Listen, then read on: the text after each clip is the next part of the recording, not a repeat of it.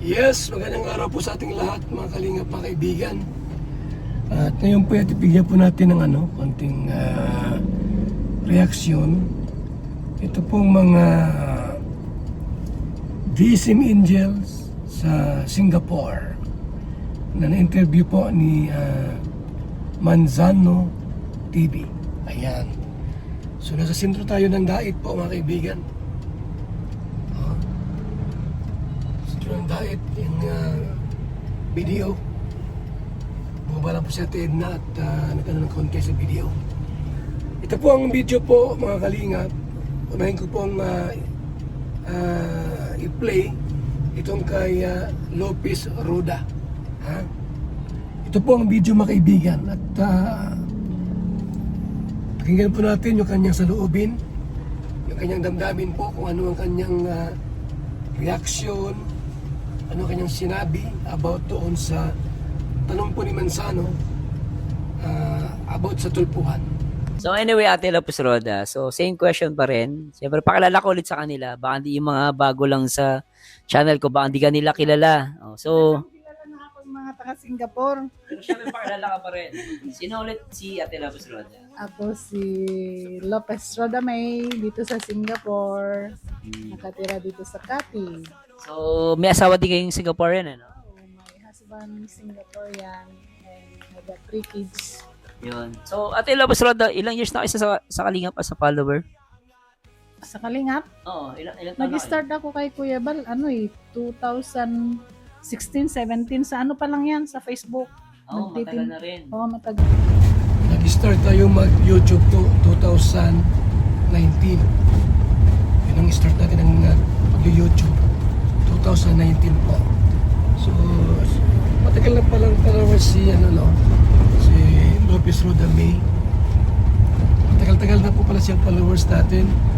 2016, 17, 18, 19, 20, 21, 22, 3, 10 years. 10 years na palang followers si Lopez Roda May. Grabe, ang tagal na, di ba? Tagal na, nagtitinda pa lang si Kuya Bal ng isda, nagka-tricycle driver. Oo. Diyan, nag-umpisa ako diyan kay Kuya Bal, tapos tuloy-tuloy na hanggang ngayon. So, na tayo po mga kalinga, mga kaibigan. Marami akong pinasok na anak buhay. Ang tricycle natin dati, apat yung tricycle natin. Ano tayo, tricycle operator tayo. May mga nakikilabas po sa tricycle natin. Tapos yung isa naman, gamit ko naman.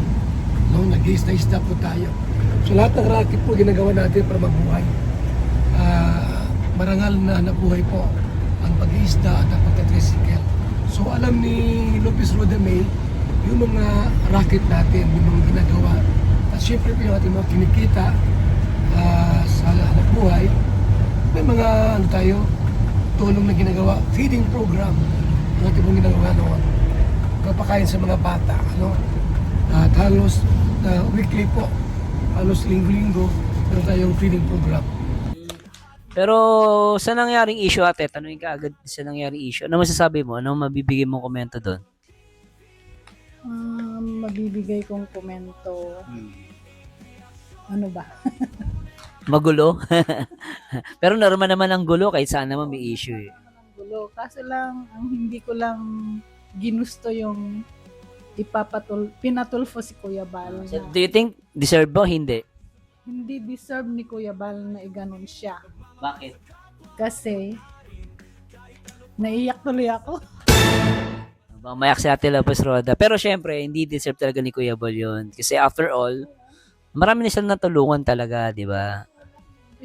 Umpisat pa lang pagpatulfo kay Kuya Bal. Naiyak ka. Naiyak talaga ako kasi kumbaga, nag-umpisa yung tao sa wala. Tapos inangat lang siya. Tapos ganun ang mangyayari sa kanya. Itinaon pa nila sa kasal ng anak. Kaya masakit para sa atin. Masakit, di ba? Gusto ko lang pong bigyan po kayo ng assessment po, kasi yung tulpuhang naganap, yung unang tulpuhan na pinatulpo tayo, ito po yung assessment lang po natin. Halos lang po doon, 30% lang yung sa akin doon. 30% lang. Yung 70%, naroon kay Ido at kay Kalinga Prab. 30% lang po sa akin doon. Yung regarding po doon sa na hindi na ako pumayag na mawala ang love team, tapos yung katanungan na about sa bahay kung babawiin ko, yun po, actually po, kumbaga sa kung ating pong bibigyan talaga ng assessment, dapat hindi ako muna patulpo dun eh. Dapat si Ido or dalawa sila ni Kalinga Prab. Ngayon, bakit ako napasali doon?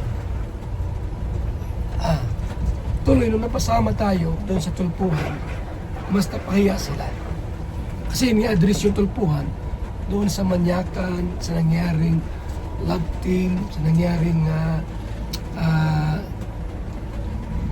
nababastos daw, at saka doon sa content na ginagawa ni Kalinga Prab. Sa akin doon po ay halos 30% lang kasi mayroong napalong marimar. Ibig sabihin po, kumbaga sa dapat kung napatulpo sila, lahat kami. Parang gano'n. Pero ang ginawa po nila ay siguro wala silang ibang maisip. Akala po nila pag ako ang pinatulpo nila, mananalo sila. Pero hindi po.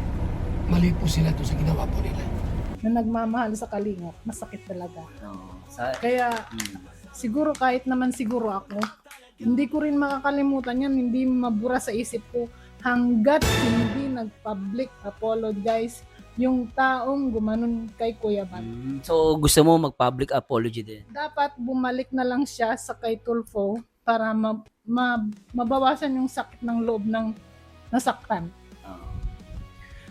Bumalik siya doon siya, kasi doon siya nag-umpisa, inumpisa niya doon din niya tatapusin ang mag-public apologize kay Kuya Bal, kay Kalinga Prab. Kasi masakit talaga, hindi. Kahit ako parang hindi ako makahinga pag naiisip ko minsan. Pag naalala Kaya mo. hanggang ngayon, hindi ako makapagsalita. O yun. So, huwag na natin payakan si Ate Lopez Roda. Tara muna sa ating pong pinapagawang bahay po. Tayo sa ating apartment type yan, Ayun! Gumuhos na po ata. Tara. Anong update dito? Gumuhos na dito. Yun, Ating pong apartment type, malagay na po ng biga.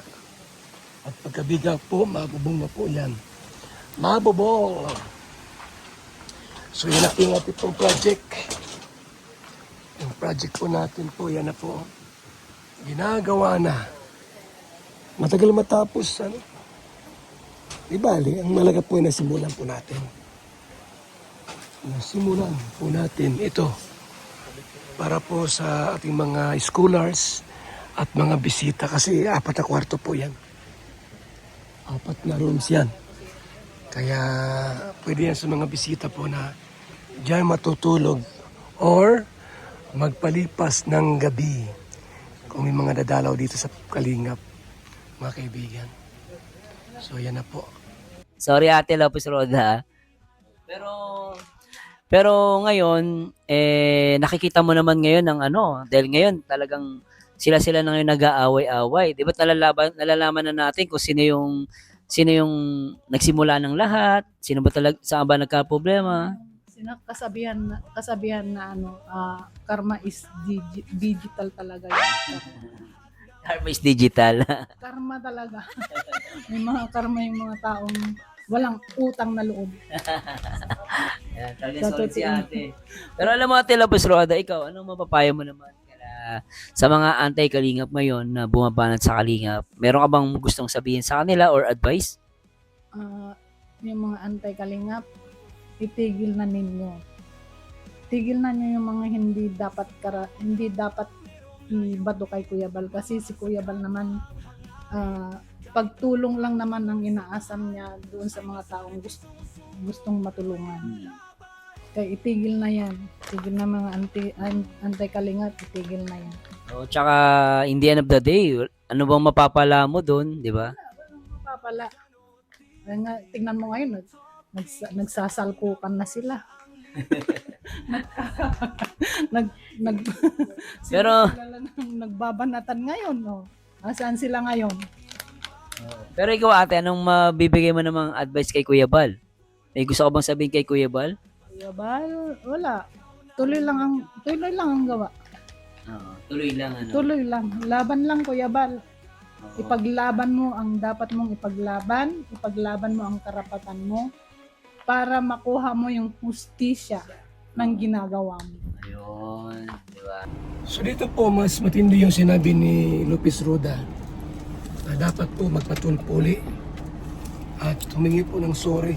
No, kasi ang ginawa po nila diyan si po yung Batalero family ay sa tulpuhan. Doon sila nagsalita ng mga bagay na hindi maganda.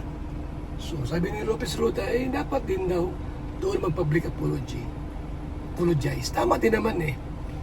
Kung gusto nilang matigil na. Ako po, pagka ginawa nila yan, titigil na ako sa pagkukontent nila. Sa totoo lang po, di na ako makontent pag ginawa nila yan. So yan lang po mga kaibigan ha. At salamat po sa mga nanonood. At ito po yung promotion, nagpo-promote si Lopez Roda May ng VSM Kalingap Kape at Origin. So, ang ganda na sinabi ni Ate Lopez Roda. Simple lang yun, pero malalim yun. So, anyway, Ate, for the last, promote mo ulit lang BSM Cafe. BSM Kape. Kapeng may puso. Ay, puso. Magkape na kayo para kayo bumata. Sabayan nyo ng Origin at saka Glota soup. Ayun. Thanks so much, Ate Lopez Roda. Salamat, Ate Edna, Kuya Bal, Kalingap Rab.